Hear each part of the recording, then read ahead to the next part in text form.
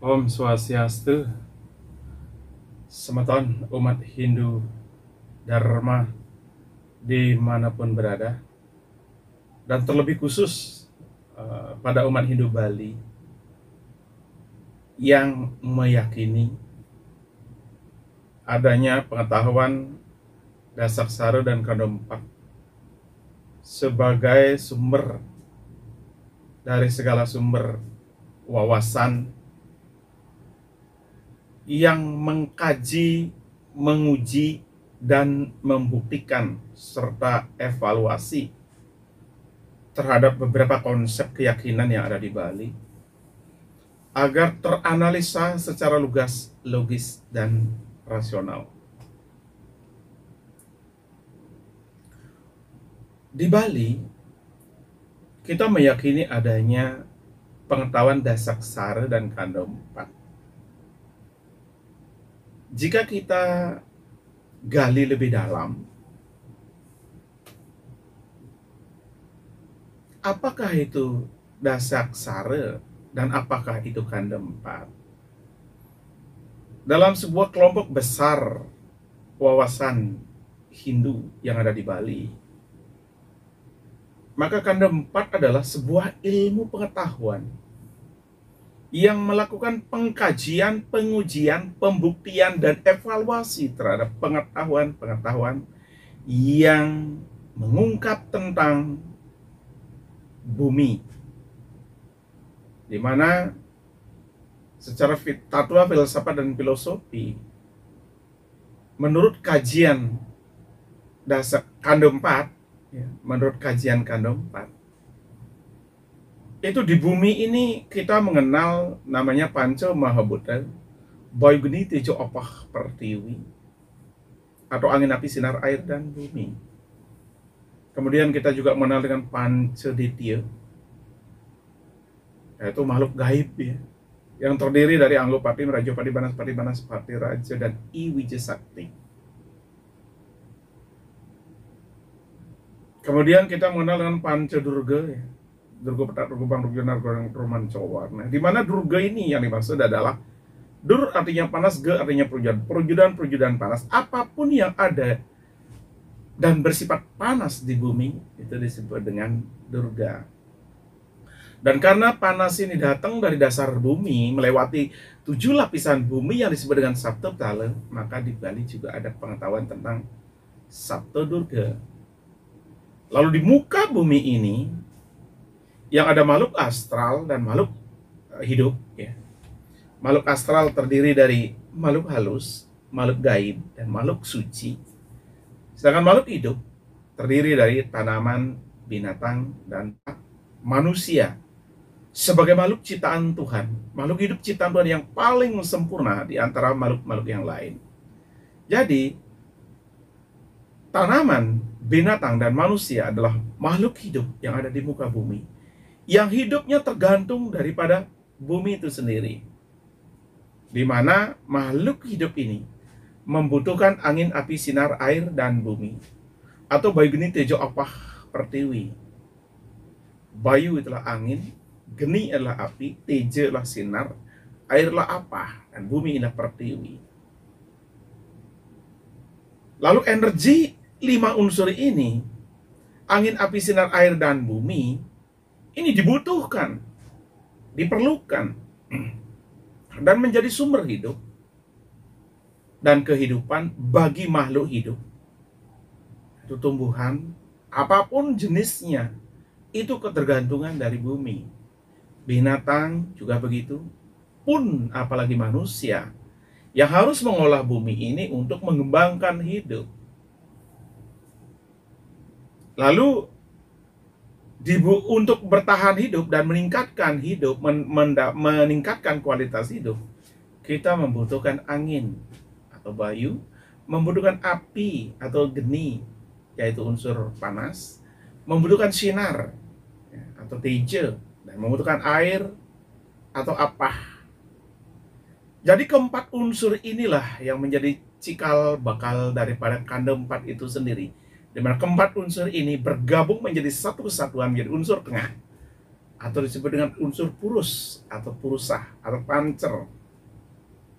Dan di bumi ini, yang sebagai unsur pancernya, unsur tengahnya, unsur purusnya adalah bumi itu sendiri. Jadi di bumilah kita hidup.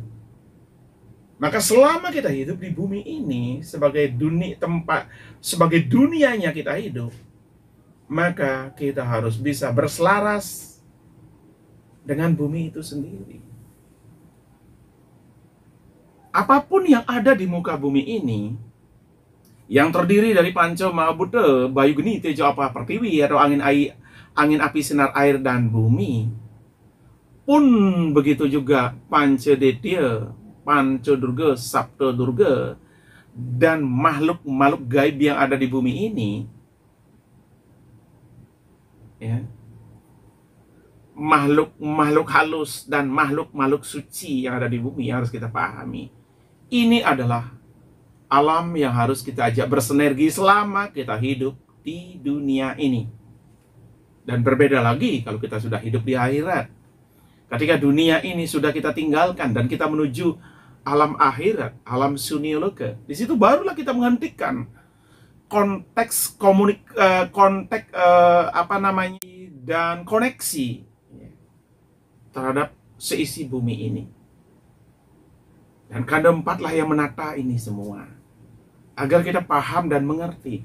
Tanpa paham dan mengerti kanda 4 yang sesungguhnya, niscaya kita tidak akan mengerti bagaimana kita harus hidup di bumi ini, dan bagaimana kita harus bersinergi dengan alam bumi, bagaimana kita harus melakukan konektivitas terhadap kekuatan-kekuatan yang ada di bumi.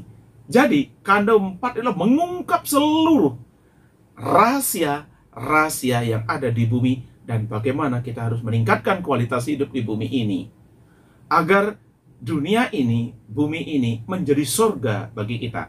Lalu disebut dengan surgawi, surga dunia. Dan ketika ingin mendapatkan surga akhirat suatu saat nanti, maka ciptakan dulu dunia ini menjadi surga. Buatlah surga dulu dalam hidup. Bagaimana menjadikan bumi ini surga?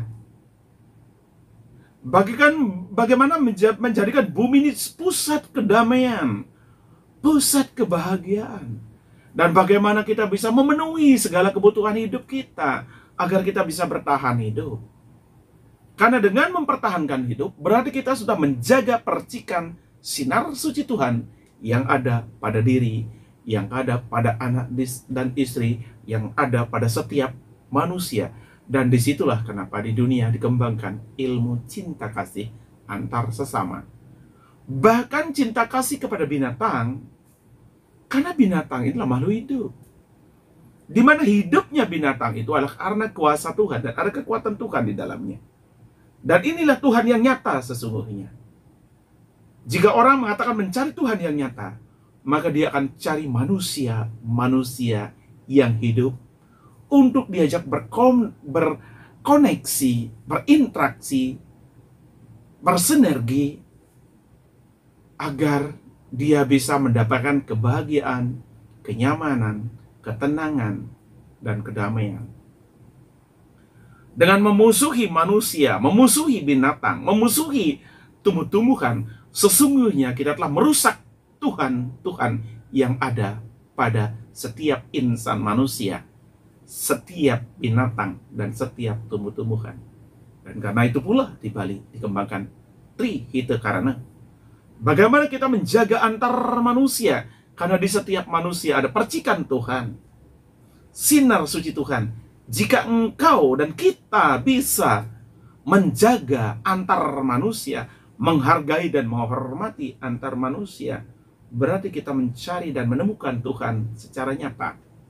Dan kita tidak mencari dan menemukan Tuhan secara ilusi, imajinasi, daya hayal penuh visualisasi.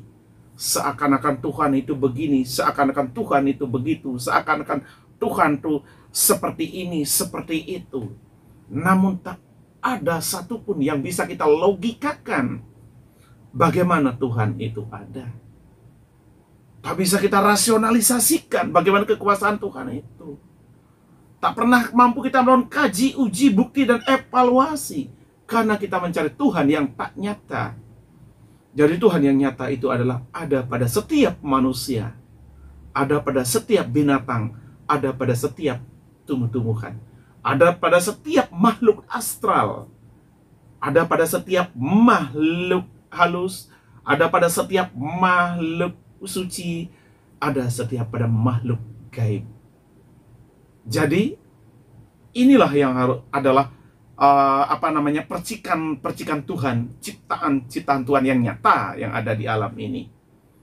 Dan sebagai makhluk hidup yang ada di dunia nyata, tentu interaksi kita harus dilakukan kepada binatang, tumbuhan, dan manusia paling utama. Jika terjadi pembantaian manusia, pelecehan dan penghinaan manusia, pembulian terhadap manusia, sesungguhnya orang itu menghina Tuhan secara nyata. Sesungguhnya orang itu tidak paham bahwa di setiap jiwa itu ada Tuhan yang nyata. Dan Tuhan di situ akan berbuat.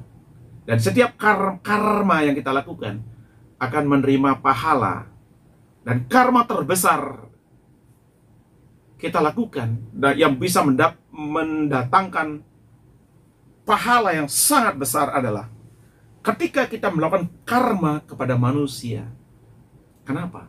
Karena manusia adalah makhluk ciptaan Tuhan yang paling besar, yang paling tinggi, dan paling sempurna. Maka ketika kita bermasalah dengan manusia, sesungguhnya kita bermasalah dengan Tuhan itu sendiri.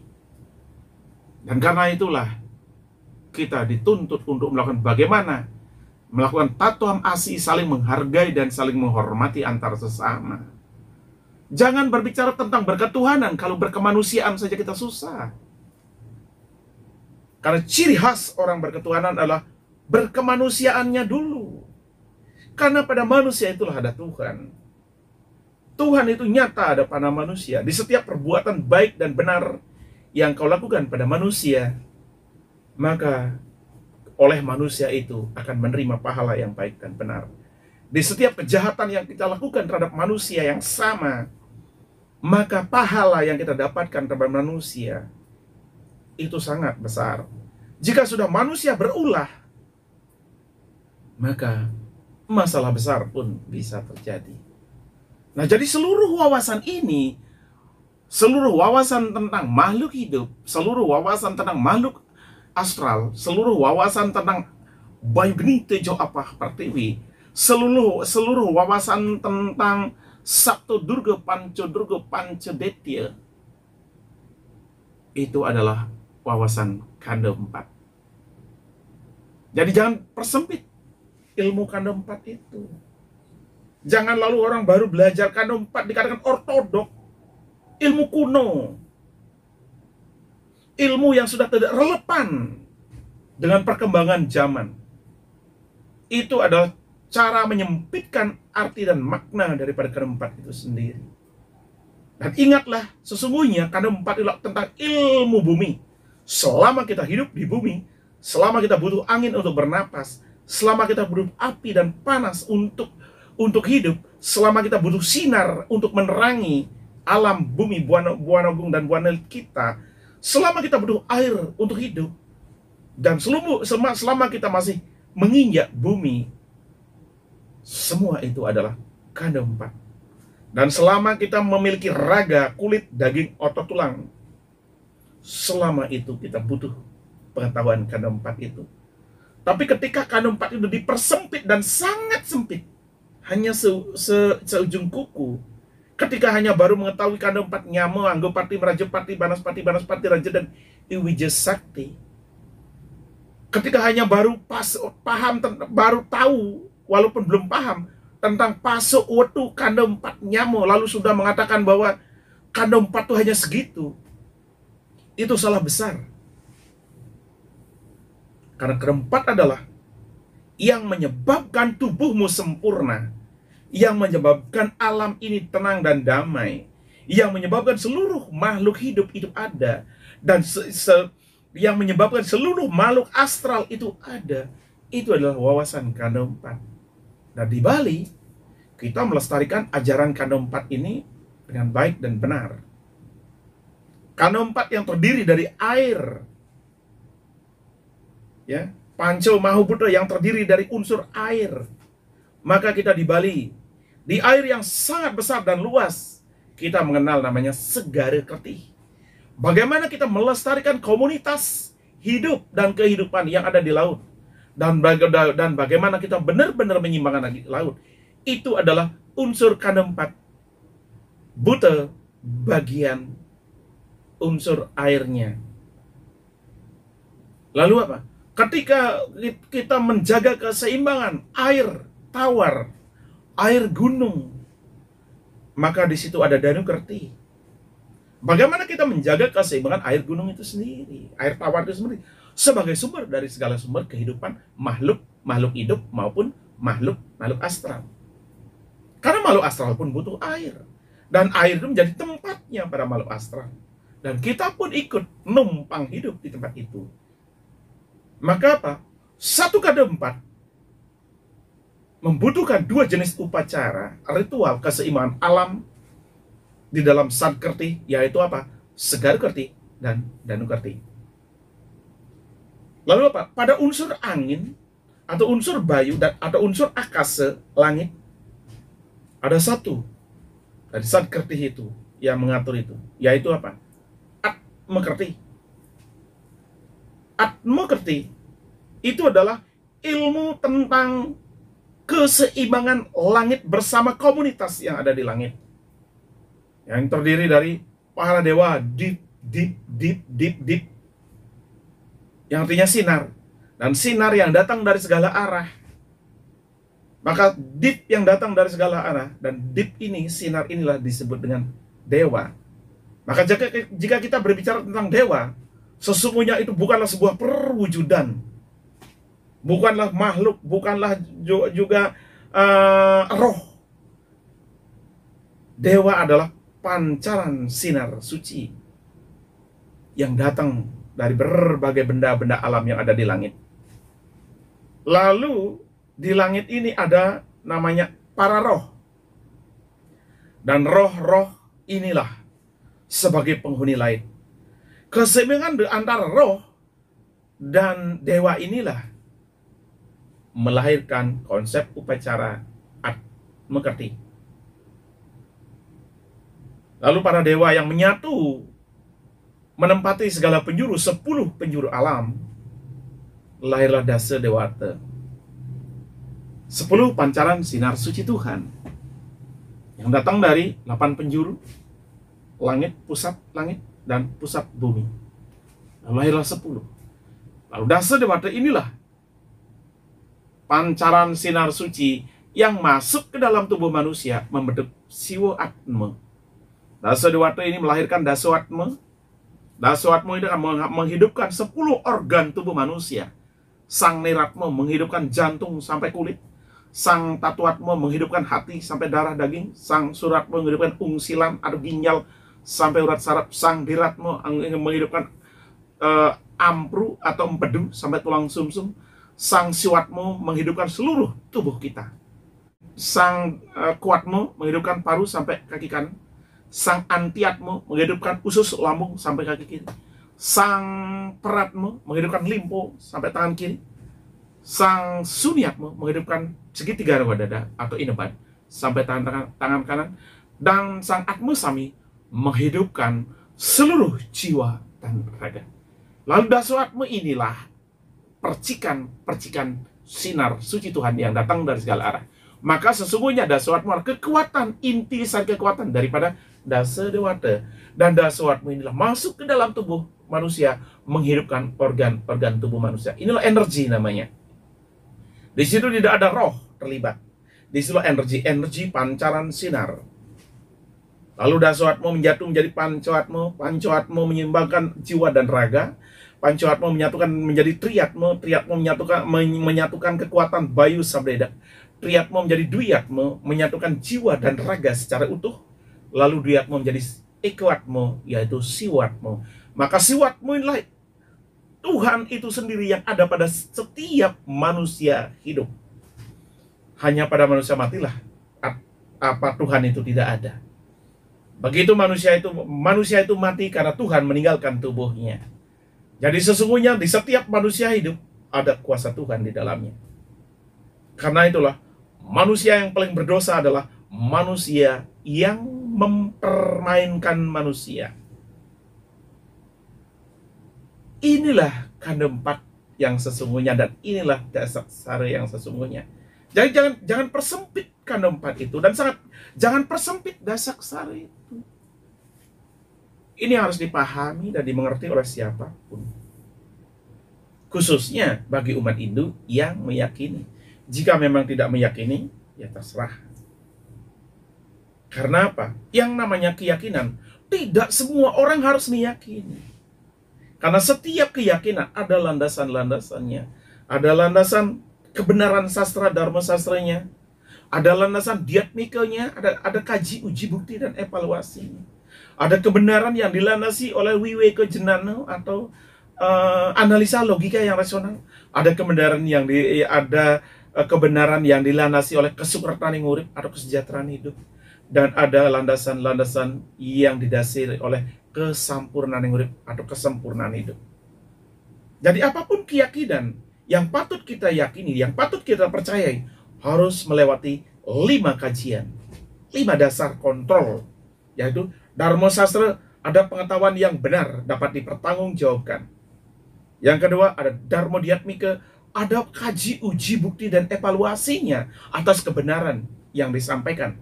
Yang ketiga, ada analisa logika yang rasionalnya atau Wiweka Jenananya. Mampukah kita menjelaskan, menganalisa? Mampu kita merasionalisasikan? Jangan bilang Tuhan itu irasional. Sebagian wawasan berketuhanan memang irasional, tapi sebagian besar dari yang harus dipahami manusia, kekuasaan Tuhan adalah rasional. Jadi disinilah, jika ada orang mau Wiweka Jenana, menajamkan Wiweka Jenananya, maka orang itu adalah orang yang lugas, logis, dan rasional. Mampu melakukan analisa-analisa, mampu melakukan kajian-kajian, mampu melakukan pembuktian-pembuktian. Jadi bukan sebuah keyakinan yang tanpa dasar. Kemudian, harus mengacu kepada kesukertaning urip. Yaitu apa? Kesejahteraan hidup. Kesukertaning urip itu artinya kesejahteraan hidup. Kenapa harus sejahtera hidup? Karena dengan kesejahteraan hiduplah kita bisa damai di dunia ini. Jika kita tidak sejahtera hidup, sejahtera itu artinya bukan berarti kaya, terpenuhi segalanya, bukan begitu maksudnya. Sejahtera yang dimaksud adalah terpenuhi kebutuhan hidup, bisa makan yang enak, yang nyaman, yang membuat dirinya sehat, punya tempat tinggal untuk menampung semua yang dia miliki, baik harta maupun keluarga, dan sehat tentunya lahir dan batin. Untuk sehat lahir dan batin, kita membutuhkan segala sesuatu untuk menyehatkan tubuh. Butuh makan, butuh minum, butuh vitamin-vitamin, butuh penunjang-penunjang, butuh gerak olahraga. Jadi ini apapun wawasan berketuhanan yang kita miliki harus mengacu ke sukertaning urip. Itu dasar Hindu Bali. Jangan sampai berketuhanan kita justru mempersulit hidup, memiskinkan diri dengan dalih bahwa belajar spiritual harus hidup sederhana, hidup apa adanya. Ya. Ini kebalik. Jika seorang supernatural hebat, lalu hidupnya benar-benar penuh kesusahan, bagaimana bisa tenang dan damai jiwanya?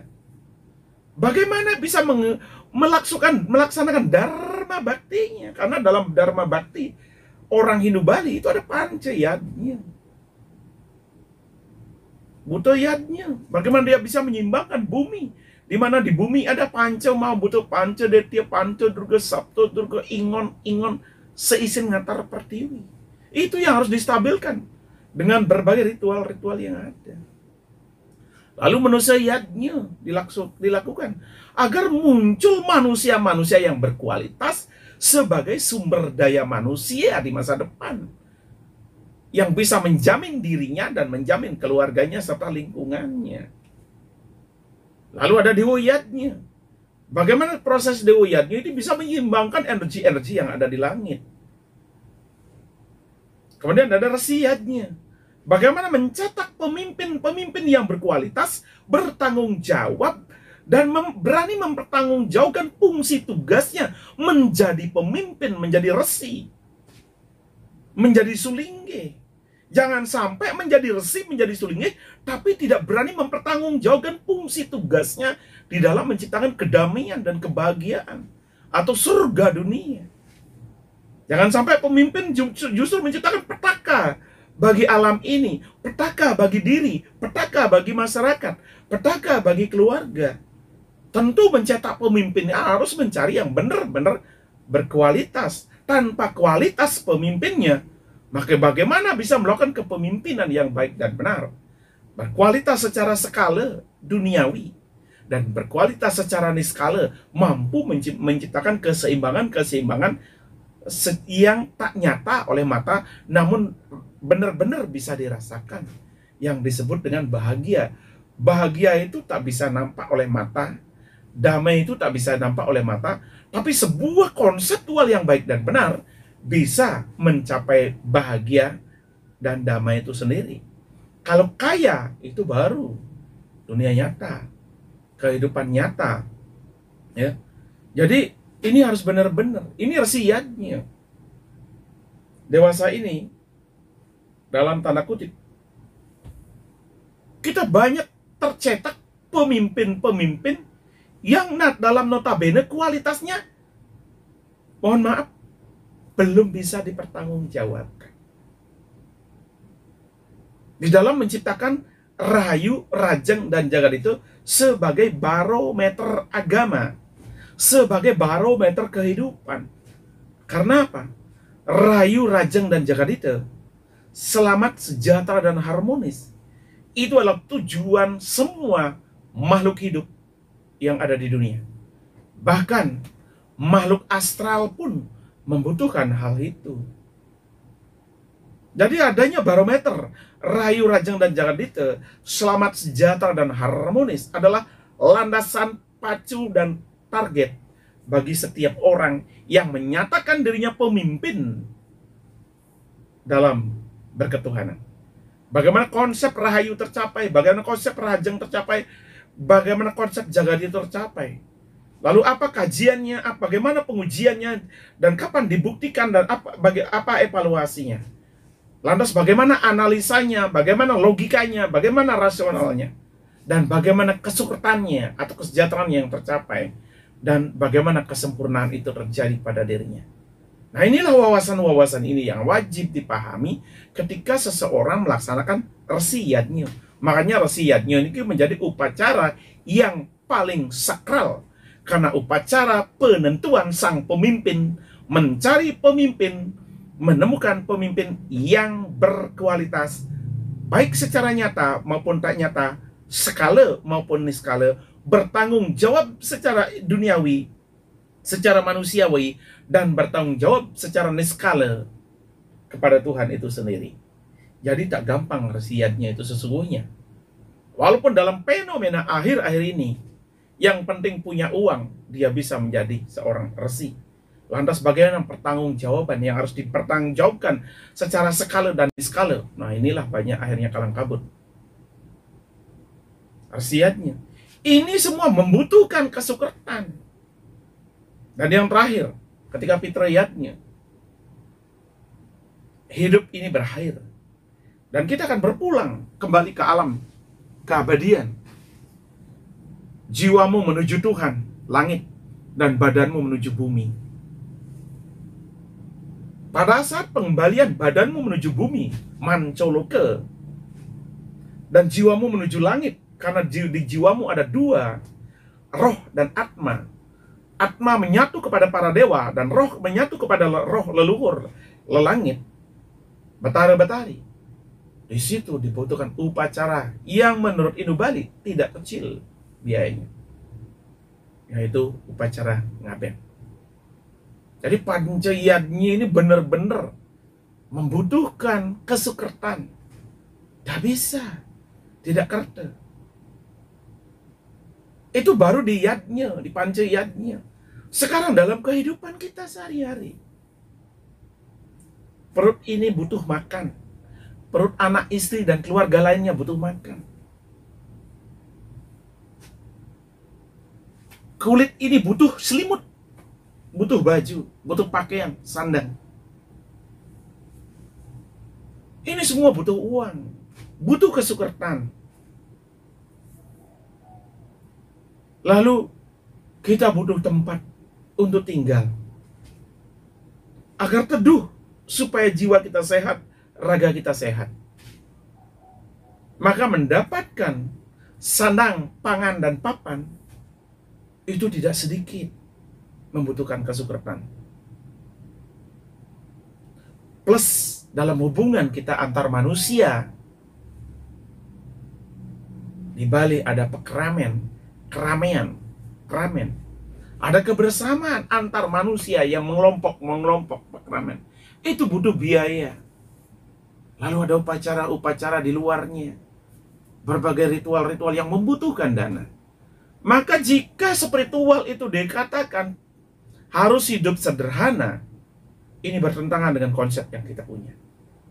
Bertentangan dengan konsep Kanempat Subikse yang melahirkan Pancersi. Yaitu Pancersi terdiri dari Dharma Sastra, belajar pengetahuan yang baik dan benar, dapat dipertanggungjawabkan. Belajar pengetahuan yang terkaji, teruji, terbukti, dan terevaluasi. Lalu belajar pengetahuan yang wiwekejenana, yang lugas, logis, dan rasional.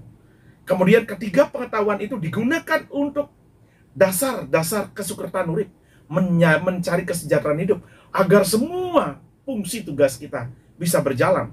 Lalu yang terakhir, setelah semua kita dapatkan, menjadi sempurna hidup. Ini tentu bertentangan. Jadi kita perlu ada perubahan cara berpikir, perubahan cara memahami dan mengerti bagaimana kita beragama Hindu yang sesungguhnya menurut kaji dasar sastra Kanda 4. Seorang spiritual dibutuhkan kesejahteraan yang cukup agar di jiwanya ada kedamaian, agar tidak terjadi kejahatan pada dirinya, agar bisa ikhlas melakukan fungsi tugas. Jika seorang spiritual untuk miskin, sangat miskin, bagaimana bisa ikhlas? Sementara upacara pancayadnya yang besar, sementara berinteraksi dengan orang-orang yang begitu membutuhkan biaya, sementara perut, diri, anak, istri, keluarga lainnya butuh makan, sementara kulit ini butuh penutup, sementara tempat tinggal kita butuh rumah, lantas kita dituntut untuk hidup sederhana. Ini kita perlu memperbaiki mindset pikiran kita. Jadi apa? Menurut menjadi umat Hindu-Bali tidak mudah. Sulitnya sangat sulit. Diperlukan kecerdasan yang super agar kita bisa serasi dan selaras dengan kehidupan. Janganlah kita terlalu berteoritis yang penuh retorika. Kita hidup di dunia nyata. Jadi perlu otot yang kuat, perlu pikiran yang cerdas, perlu kerja keras, perlu kebersamaan. Sehingga yang sering sebut kerja keras, kerja cerdas, dan kerja sama. Untuk bisa begitu, jika kita masih ortodok dengan memahami kanda 4 dengan sangat sempit, kanda 4, jika kita hanya baru bisa mekanda saja, berdebat, dan berdebat, membuli dan membuli, hina, menghina dan menghina, melecehkan. Jangan bermimpi kita bisa mengikuti perkembangan. Kita memiliki wawasan kanda 4. Kita baru bisa mekanda. Kita baru bisa debat. Kita baru bisa membantah tanpa bisa membenahi. Kita baru bisa menyalahkan tapi tidak bisa membenarkan. Kita baru bisa meniru tapi tidak mengerti. kita baru bisa menyiplak tanpa kesadaran, pengertian. Maka meniru, menjiplak, menyadur, mengutip, kita baru bisa pada tingkat itu. Sehingga apa yang kita tiru, apa yang kita kutip, apa yang kita sadur, apa yang kita salin, baru kita bisa memperdebatkan. Nah, memperdebatkan inilah sebenarnya kanda. Kita baru bisa mengkanda tanpa ujung pangkal. Baru paham pasuk wetu ini sudah merasa kanda 4. Dan ketika ada berbicara tentang angin, api, sinar, air, dan bumi yang maha besar, sehingga disebut buta panca maha buta, dan dibilang itu tidak ada hubungannya. Jadi kanda 4 itu adalah ilmu bumi yang mewakili seluruh isi bumi. Dan diantaranya itu, kita hidup di bumi, kita mengalami 3 fase: sebelum lahir, setelah lahir, dan setelah mati. Ya. Jadi karena kita mengalami 3 fase dalam hidup ini, sebelum, sedang, dan setelah, ya, maka kanda 4 itu dikelompokkan menjadi 3. Kanda 4 yang mengungkap tentang sebelum lahir, kanda 4 yang mengungkap tentang selama kita hidup, dan kanda 4 yang mengungkap tentang setelah kita mati. Ya. Kanda 4 setelah kita mati, loh, kanda 4 moksa. Nantilah kita pelajari menjelang mati. Ya. Sudah itu kanda 4 sebelum lahir. Bagaimana terasa sih terjadinya cikal bakal jasmani, cikal bakal rohani, cikal bakal atma. Atma sarira, bagaimana terbentuknya atma sarira? Sukma sarira, bagaimana terbentuknya sukma? Raga sarira, bagaimana terbentuknya raga sarira? Maka raga sarira, sukma sarira, atma sarira adalah manusia itu sendiri. Lalu cikal bakalnya dari mana? Ini hanya ada pada kajian sastra kanda 4 dan dasar sare. Jadi sebelum lahir kita tahu adanya kanda 4. Dan karena kanda 4 ini sama sekali kita tidak kenal, maka disebut dengan kanda 4 buta. Kanda 4 buta yang terbesar di dunia inilah maha buta. Yaitu apa? Angin, api, sinar, air, dan bumi. Angin yang tak terukur besarnya, memenuhi semua ruang dan waktu. Api yang tak terukur kekuatannya, sinar yang tak terukur juga, air yang tak terukur besarnya, bumi yang tak bisa kita ukur pula dengan kasat mata. Maka inilah maha besar, maha buta. Lalu disebut dengan panca maha buta, maha besar. Itu adalah wawasan tentang kanda 4. Di dalam panca maha buta ini, Baiguni 7 apaperti, di situ ada energi, di situ juga ada sat. Sat dan energi ini dibutuhkan oleh makhluk astral, makhluk halus, makhluk gaib, dan makhluk suci. Lalu dibutuhkan juga oleh makhluk hidup, yaitu tanaman, binatang, dan manusia. Jadi inilah interaksi kita. Itu semua dalam wawasan kanda 4. Jadi perlu cerdas memahami. Kanda 4 itu bukan hanya sebatas kanda 4 nyama, dan kanda 4 subiksa bukan sebatas untuk dihafalin. Kanda 4 dewa, kanda 4 sari, kanda 4 rare, ya, kanda 4 nyama, kanda 4 buta, itu bukan sekedar hafal. Karena inilah interaksi kita dalam hidup. Nah, pada saat kesempatan ini, ya, karena kita kebanyakan baru bisa berdebat tentang kanda 4, tetapi kita tidak bisa menyimpulkan tentang apa itu kanda 4. Ya, ke depan mari kita bahas satu demi satu, agar benar-benar kita bisa memahami bagaimana kanda 4 itu sebelum lahir, disebut dengan kanda 4 buta. Lalu bagaimana setelah kita lahir, ya ada 5 ya, sehingga melahirkan pancaroba, 5 kanda 4. Kanda 4 dari masih kecil kita rare, kanda 4 rare. Lalu mulai kita mengenal kanda 4 nyamuk, interaksi dengan alam sekitar kita. Lalu kita mengenal setelah kita lebih cerdas lagi, kita mengenal namanya kanda 4 subiksa. Di dalam kanda 4 subiksa ini kita mulai mengenal tentang pengetahuan, mencari pengetahuan yang benar, tentang menguji pengetahuan, kaji, uji, bukti pengetahuan, itu namanya diatmika, ya. Sudah itu, dengan pengetahuan yang benar disebut dharma sastra, ya, podgala, ini unsur suci.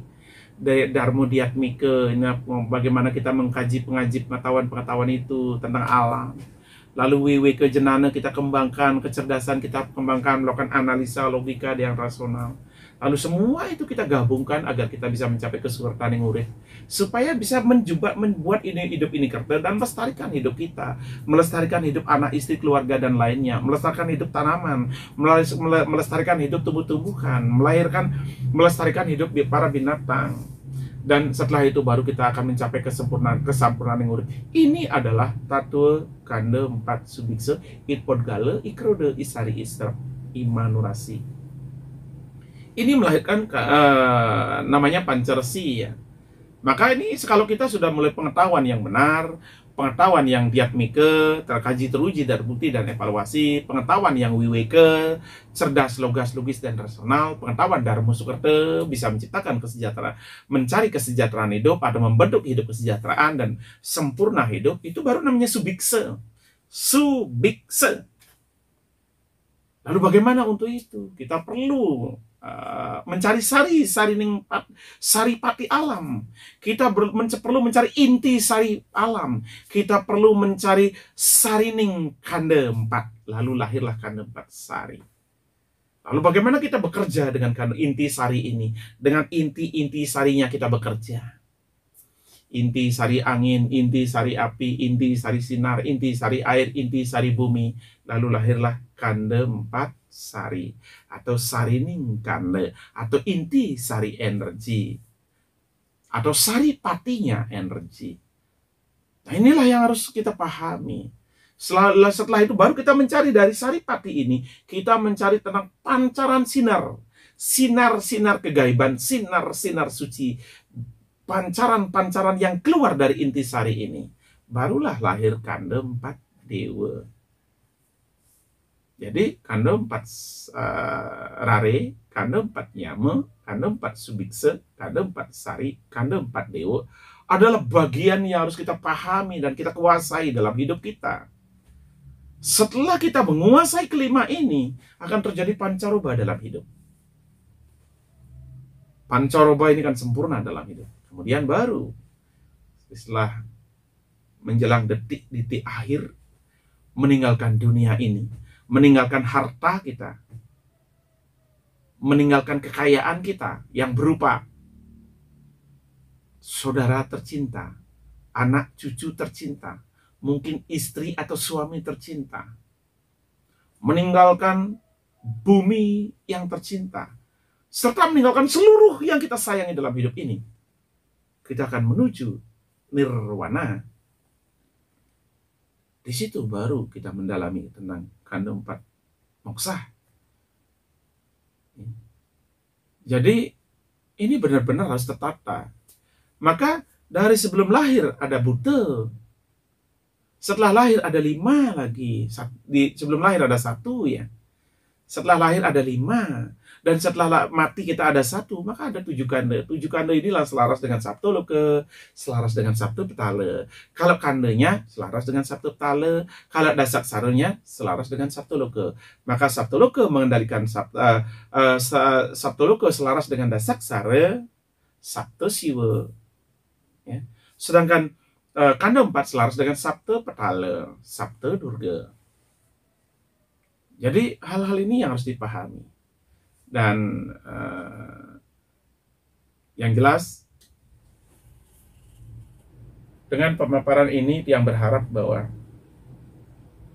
kande 4 itu bukan sekecil yang kita bayangkan, bukan pengetahuan kerdil yang kuno. Sepanjang kita hidup dari sekarang hingga akhir zaman, selama kita ada di bumi, ajaran kande 4 itu akan lestari.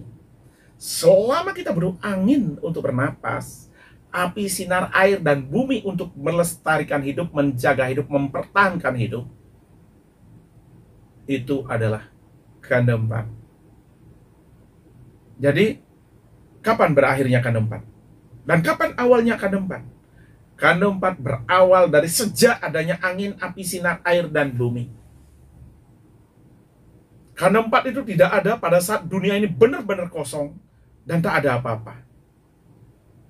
Tapi di tempat yang tak ada apa-apa, Di situ ada unsur kosong, unsur sunia, unsur angin. Ternyata di situ juga ada kanda 4, namun baru 1. Ketika ada hawa, ketika ada panas, ketika ada api, kanda 4 kedua lahir, ada. Ketika ada sinar, kanda 4 ketiga, teja. Ketika ada air, kanda 4 keempat, banyu. Dan ketika ada bumi, kanda 4 yang terakhir. Jadi apa? Awal dan akhir kanda 4 ini adalah sepanjang dunia ini ada. Selama itu kanda 4 itu ada. Nah karena itu jangan dipersempit. Ini ajaran kanda 4 orang-orang kolot, orang-orang kuno, orang-orang yang terbelakang. Ajaran yang hanya milik orang-orang primitif. Ingat loh, nafasmu adalah angin, hangatmu adalah api, terangmu adalah teja, dinginmu adalah air, yang kau injak adalah bumi. Itu kanda 4. Kanda 4 Buddha namanya. Jika yang kita cari hanya di Setra, di Pemun saja, lalu bertemu di situ Anggapati, Rajapati, Banaspati, Banaspati Raja, menyatu menjadi Brahmo Prajapati, menyatu menjadi Durga Dewi, menyatu menjadi Sabto Durga, menyatu dari Durga Birawi, menyatu jadi Betari Durga, menyatu jadi Dewi Durga. Ya, oke. Keterbatasan itulah yang membuat kita terkotak dan kunoisme serta primitif. Karena kita tidak mau mengembangkan diri. Dan dampak dari inilah kenapa di Bali kanda 4 ini baru bisa mekanda. Begitu ada orang berbicara tentang sesuatu, kita mekanda, kita saling membuli, saling menghina, saling melecehkan, saling menjatuhkan. Itu mental kita. Dampak dari apa? Kita baru bisa mekanda. Support positive thinking itu masih sangat kecil kita ada. Sangat kecil kita punya support positive thinking terhadap sesuatu. Akibat apa? Kedangkalan kita memahami bagaimana kita menjadi Hindu Bali yang sesungguhnya. Jika kita memang cerdas, seharusnya tidak terjadi sampai seperti itu. Di dunia sana, orang sudah berpikir maju tentang ke bulan. Kita di Bali baru bisa bulan-bulanan, mikir pengetahuan, berdebat tanpa ujung dan pangkal. Kita belum bisa menerima apa yang diberikan orang. Kita belum bisa mendengar apa yang diucapkan orang. Karena kita punya pendengaran sendiri. Karena kita merasa benar sendiri. Karena kita merasa memiliki penglihatan sendiri. Padahal sehebat apapun kita, tak akan pernah sempurna. Dan untuk menjadi sempurna, kita butuh segalanya. Seperti kita memasak. Jika kita ingin mendapatkan masakan yang enak, kita butuh yang jelek-jelek. Garam yang asin, cabai yang pedas, kencur, jahe, sudah terasi yang baunya sangat tidak enak. Tapi ketika itu diramu dan diracik dengan baik dan benar, muncul bumbu yang enak.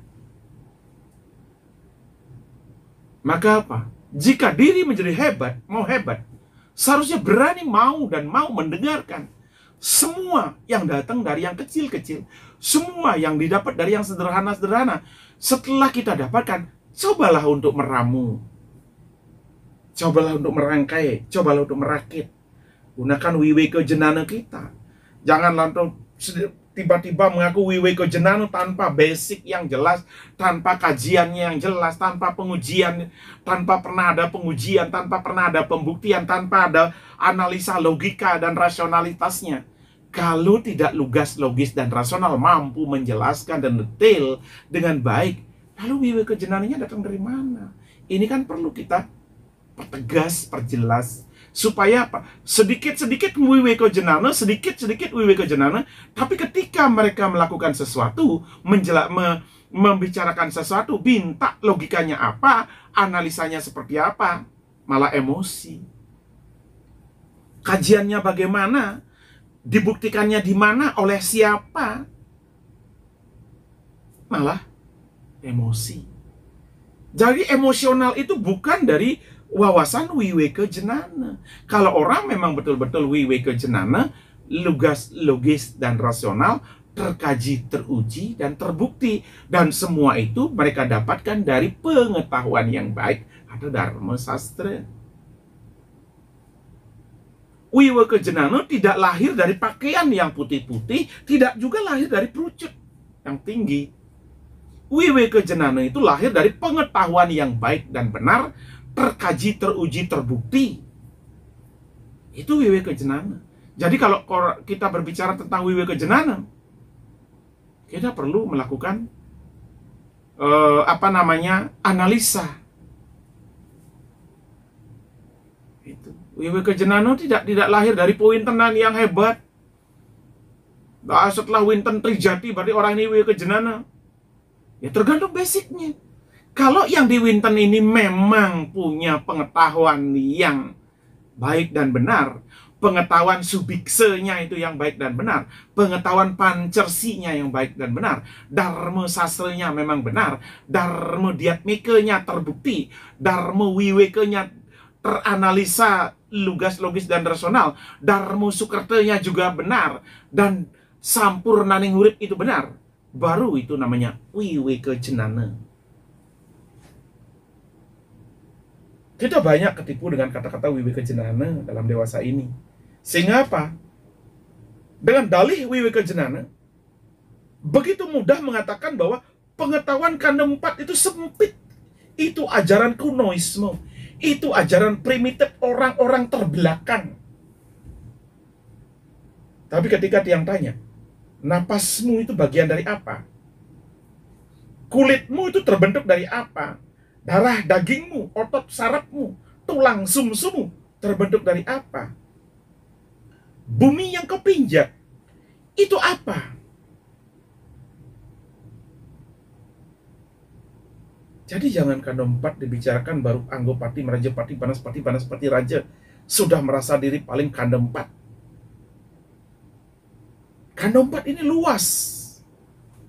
Kanda 4 ini yang melahirkan Sabkertih.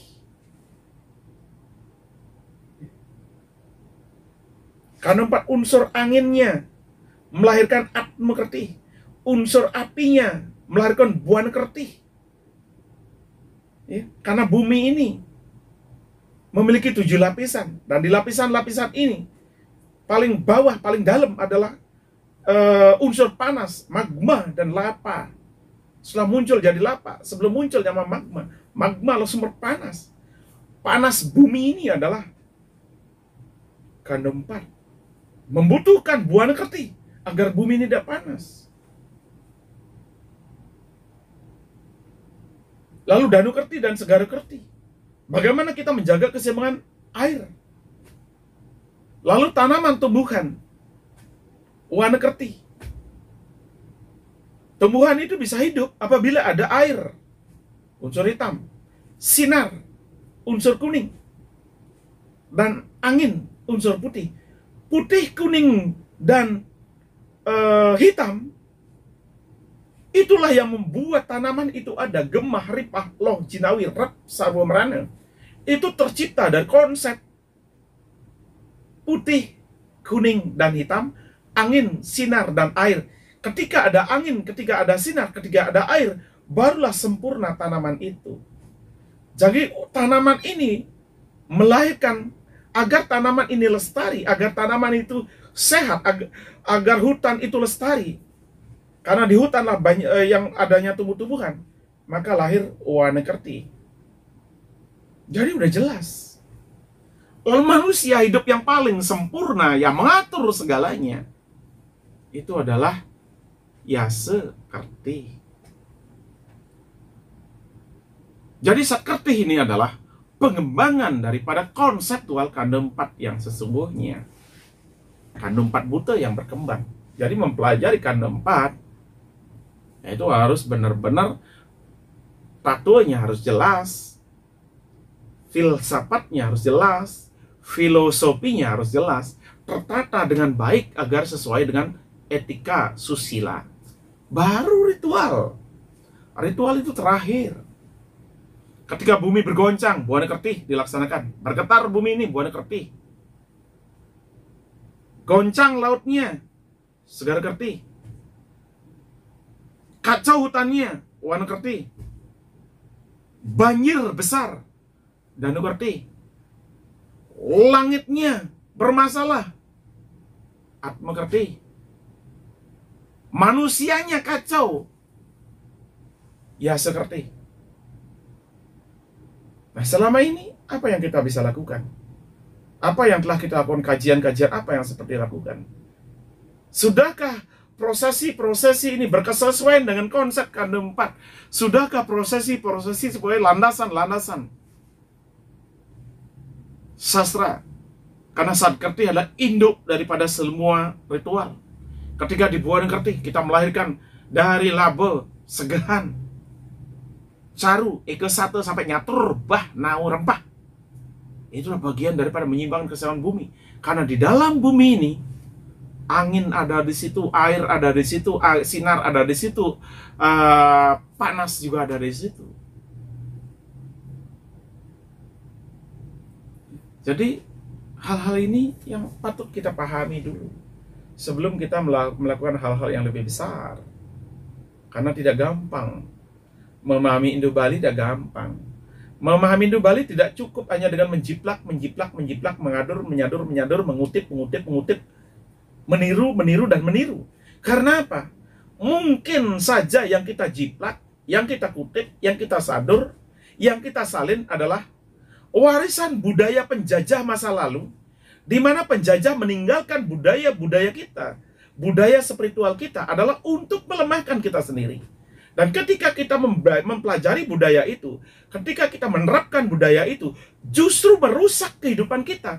Karena tak ada satupun penjajah di dunia menurunkan pengetahuan, memberikan pengetahuan-pengetahuan terbaik untuk menguatkan musuhnya. Yang namanya penjajah pasti meninggalkan budaya yang melemahkan jajahannya.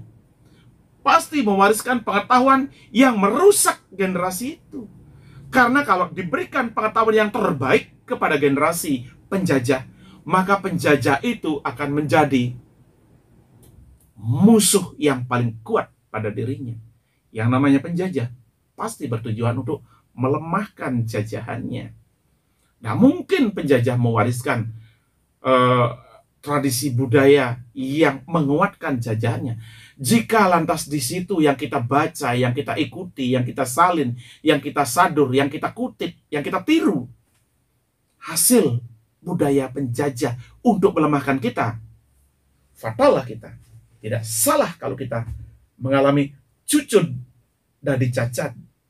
Di saat kita tekun sembahyang, ulet bekerja, rajin sembahyang, rajin beriadnya, tulus ikhlas melakukan iadnya, sosial kepada siapapun, berbuat baik, tidak pernah melakukan kejahatan, tak pernah lagi berbohong, tak pernah lagi menipu, selalu duduk terdepan untuk memimpin sebuah upacara. Tapi di saat bakti yang begitu mulia, secara kontrol agama, secara kontrol tradisi, secara sesana, sudah yang terbaik kita lakukan. Justru kenapa di saat kita melakukan yang terbaik dalam hidup, masalah petaka datang mendera, cobaan datang begitu besar, godaan datang begitu besar, kekacauan datang begitu besar. Apakah kebaikan itu untuk mendatangkan petaka? Apakah ketulusan itu untuk mendatangkan masalah dalam hidup? Adakah satu lontar atau kitab suci yang menyatakan bahwa ketika kita benar-benar melakukan konsep berketuhanan, rajin sembahyang, tulus ikhlas, sudah itu rajin beriadnya, baik kepada orang, maka saat itu berbagai bencana datang, berbagai petaka datang, berbagai godaan datang. Berarti kalau itu kalau konsep itu dikatakan benar, sungguh Tuhan kita itu adalah hanya hadir untuk menggoda dan mencoba. Bukankah kita mengenal namanya Dewoye dan Buteye? Dewoye ditujukan agar manusia bisa membebaskan dirinya dari berbagai cobaan dan godaan, rintangan dan hambatan. Untuk menghindarkan dirinya dari kebodohan-kebodohan, kelemahan-kelemahan Dewoye. Agar dia bisa hengkang, bebas, hidup lebih baik. Lalu Buteye, namanya Bute itu gelap. Bute ini datang untuk mencoba, menggoda, merusak. Sudah itu mengganggu, membodohkan, menyakiti. Jadi ketika kita betul-betul melakukan kebaikan, ketulusan, keikhlasan dalam segala hal, lantas berbagai cobaan datang, berbagai penyakit datang, berbagai masalah hidup datang. Benarkah itu berketuhanan menurut konsep Dewoye? Ini tentu kita harus kembali lagi ke belakang, role play lagi masa lalu kita. Kenapa di saat seperti itu masalah dan cobaan datang? Ini jika kita tidak cerdas melakukan kajian sastra Pancersi yang digariskan oleh Kandung 4 Subikse, agar kita paham pengetahuan yang benar, agar paham kita melakukan kaji uji bukti dan evaluasi atas apa yang kita pelajari, agar bisa melakukan analisa logika yang rasional, agar bisa hidup lebih cerdas, agar bisa menata hidup, agar bisa sukerte, dan bisa menggabung kesemuanya menjadi sempurna nih murid. Maka apapun yang kita dapatkan, itu yang kita katakan benar. Persis seperti orang bilang, Tuhan itu seperti si buta memegang seekor gajah. Ketika ekornya yang dia pegang, maka Tuhan dikatakan panjang. Ketika telinganya dia pegang, Tuhan dikatakan lebar. Ketika tubuhnya dia pegang, Tuhan dikatakan besar. Ketika kotorannya yang dia pegang, Tuhan dikatakan tidak baik baunya. Kenapa? Karena kita sedang buta. Jadi, ketika mata kita mulai terbuka, subikse dikembangkan dalam diri, belajarlah pengetahuan-pengetahuan yang benar. Belajarlah melakukan kajian, pengujian, dan pembuktian agar tidak sesat dalam mempelajari. Belajar melakukan analisa-analisa atas apa yang kita dapatkan, apa yang kita nikmati, apa yang kita pelajari. Belajarlah menata semuanya itu agar menjadi hidup menjadi lebih baik. Maka kita benar-benar seperti si buta memegang gajah, memahami Tuhan. Jadi ini perlu kita lebih cerdas melakukan analisa. Bahwa Tuhan adalah tanpa batas. Tuhan terdiri dari energi. Ya. Gabungan seluruh energi bumi dan lain-lain. Itu kuasa Tuhan yang terbesar. Yang kedua, Tuhan adalah kekuatan pancaran sinar. Itu dewa. Tuhan adalah kekuatan dari para roh-roh yang mendapat kekuasaan dari Tuhan. Tuhan adalah kekuatan makhluk. Makhluk hidup maupun makhluk astral. Jadi apa? Kekuasaan Tuhan memenuhi semua kehidupan makhluk astral, makhluk hidup. Memenuhi semua kehidupan roh. Memenuhi semua kekuatan pancaran sinar. Memenuhi semua gelombang-gelombang energi. Memenuhi semua ruang. Memenuhi semua zat. Memenuhi semua energi-energi yang ada di bumi dan pun di langit. Itulah kekuatan Tuhan. Jadi karena kekuatan Tuhan yang terbesar adalah energi, gelombang energi, kekuatan Tuhan bukanlah roh. Sedangkan roh adalah kekuatan yang memanfaatkan energi-energi Tuhan. Maka dari Tuhan yang terbesar adalah energi itu sendiri. Dan karena energi, sehingga Tuhan dinyatakan Tuhan tak berwujud dan tak dapat diperwujudkan. Dan karena Tuhan tak dapat diperwujudkan, maka berhati-hatilah memahami Tuhan. Lalu tuh bagian Tuhan yang mana yang bisa kita puja dan bisa kita puji-puji? Dan bagian Tuhan yang mana yang bisa, yang suka dipuji? Maka Tuhan yang bagian terkecil dari Tuhan yang bisa dipuji adalah para roh. Karena para roh inilah yang memiliki kehidupan. Dan para makhluk hidup apalagi. Manusia yang paling suka dipuji. Sedikit saja dilecehkan, sedikit saja dibully, sedikit saja direndahkan, maka darahnya langsung mendidih. Tapi ketika dipuji, barulah semakin senang. Kemudian makhluk-makhluk, ada makhluk hidup, ada makhluk astral, ada yang terdiri dari makhluk halus, makhluk gaib, dan makhluk suci. Inilah yang suka dipuji-puji. Maka sesungguhnya puja dan puji yang kita lakukan hanya baru menyentuh sedikit dari bagian Tuhan itu sendiri. Karena puja dan puji pada Tuhan itu baru sampai pada kekuatan-kekuatan yang bisa dipuji. Tentu yang bisa dipuji itu adalah para roh, para makhluk. Lalu energi-energi Tuhan yang maha besar. Angin, api, sinar, air, dan bumi, bisakah dipuji? Takkan pernah bisa angin, api, air, dan bumi. Kecuali roh yang memanfaatkan unsur angin agar bisa menciptakan angin.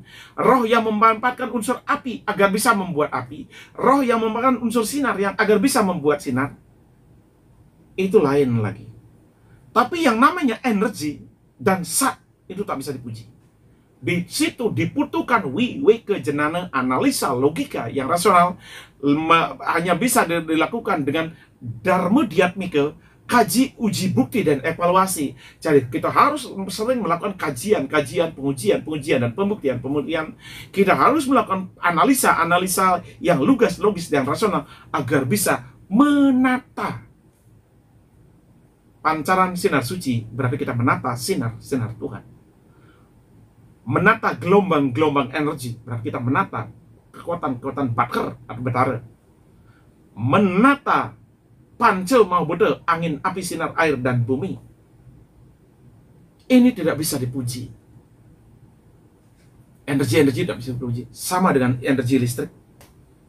Sehebat apapun kita memuji energi listrik, di setiap kesalahan kita akan kesetrum.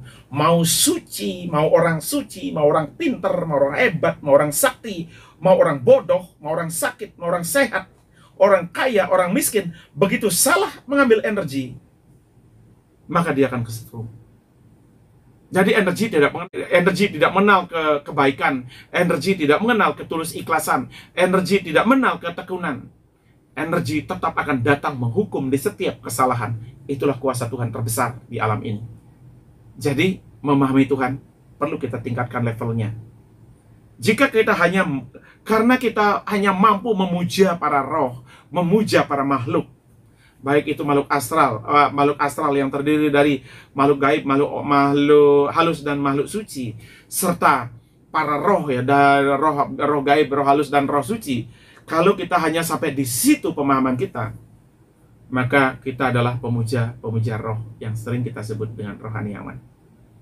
Jika hanya sampai pada tingkat rohaniawan kita belajarnya, maka kita tidak akan tidak memahami bagaimana angin, api, sinar, air itu ditata lewat zat kertih.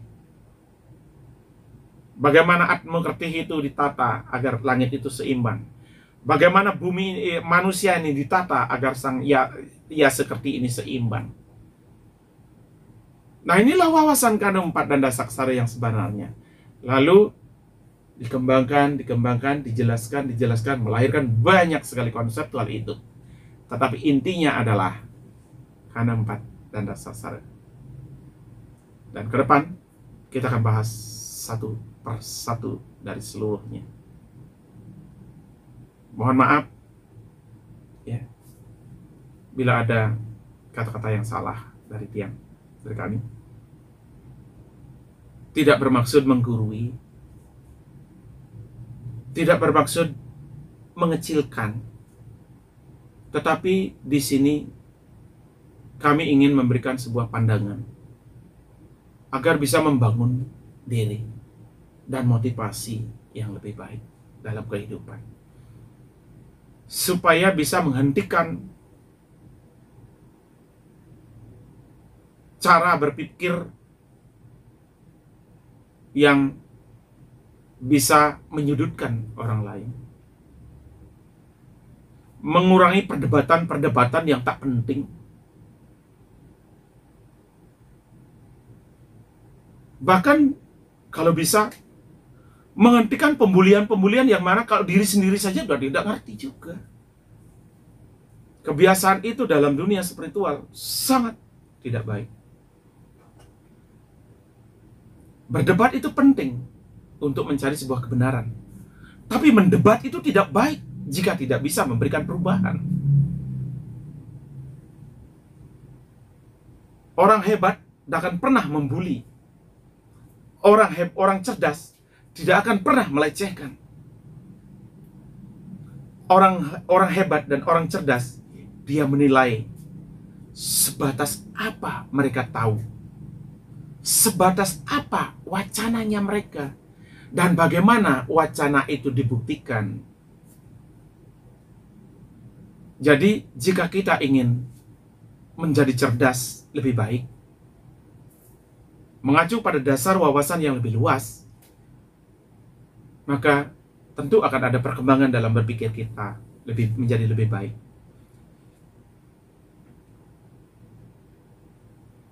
Hanya orang yang terbatas yang menyatakan ini salah, itu benar. Jika memang itu salah, harus ada kajiannya apa, dasarnya apa. Dan jika itu benar, harus ada pembuktiannya seperti apa. Nah, karena itulah dalam ilmu kanda 4 dan ilmu dasar tak ada yang benar dan tak ada yang salah. Karena apa? Apapun boleh kita bentuk, kita buat, dan setiap yang kita buat tentu ada risiko, tentu ada efek, tentu ada akibat. Dan akibat inilah yang harus kita pahami. Jadi di dalam ajaran kanda 4 tak ada sesuatu yang paling benar dan tak ada sesuatu yang paling salah. Yang ada adalah apa yang bisa kita buat dan apa yang kita bisa lakukan. Jika yang bisa kita lakukan adalah sebuah kebaikan, maka itu disebut dengan konsep dewoya. Karena di dunia ini kita membutuhkan kebaikan sebagai sebuah kebenaran, maka yang baik ini kita katakan benar. Tapi ketahuilah bahwa yang baik itu belum tentu benar. Jika kita melakukan kejahatan, menghina, melecehkan, merendahkan, membuli, itu juga boleh dikatakan benar bagi orang-orang yang berkepentingan untuk sesuatu hal. Tetapi bagi orang yang tidak membutuhkan hal itu adalah kesalahan. Dan karena itu tak ada kebenaran yang benar-benar di dunia ini. Tidak ada kebenaran yang absolut di dunia ini. Karena apa? Sejahat apapun manusia, ada yang mendukung, yaitu kelompok orang jahat. Sebaik apapun yang kita lakukan, sebaik apapun yang kita punya, ada yang tidak suka, yaitu mereka yang tidak ingin adanya sebuah kebaikan dan kebenaran. Apalagi orang yang sudah punya misi-misi tertentu, karena statement dirinya sudah dikatakan benar, tapi tanpa ada analisa, maka untuk membela, mempertahankan kebenaran yang sesungguhnya kurang benar, mereka siap melakukan kejahatan dan siap melakukan pembulian. Jadi itulah penyebabnya kenapa di dunia ini tak ada kebenaran yang absolut. Kebenaran absolut hanya milik Tuhan. Manusia hanya dituntut untuk cerdas, cermat. Dan untuk bisa bertahan hidup, kita harus kerja keras, kerja cerdas, dan kerja sama. Di masa kita belum cerdas, keraslah bekerja. Di masa kita sudah cerdas, gunakan kecerdasan bekerja. Dan ketika sudah cerdas dan keras bekerja, maka kembangkanlah dan kerjasamalah. Begitu konseptual hidup kita, jangan sampai diperkesempit dan sangat sampai diperkecil. Sekian dan terima kasih. Semoga bermanfaat bagi yang meyakini. Semoga kita selalu ada dalam kedamaian. Semoga pancaran sinar suci datang dari segala arah, menerangi jiwa dan raga kita, membentuk kita lebih cerdas. Karena dengan kecerdasanlah kita bisa bersaing hidup di masa depan. Dengan berketuhanan yang baik dan benarlah, dengan membuka wawasan kita lah, kita bisa menjadi lebih baik. Jadi, tinggalkan hal-hal yang pantas untuk kita tinggalkan. Lepaskan hal-hal yang pantas untuk kita lepaskan. Dan kita butuh bangkit, kita butuh maju. Bali adalah pusat kecerdasan. Bali adalah wawasan agama yang mencerdaskan. Karena apa? Kita memahami tentang segala unsur yang ada di bumi dan segala unsur yang ada di langit yang tergabung dalam wawasan K4 dan Dasak Sari. Kita tutup dengan Pramo Santi. Om Santi, Santi, Santi. Om. Sampai jumpa.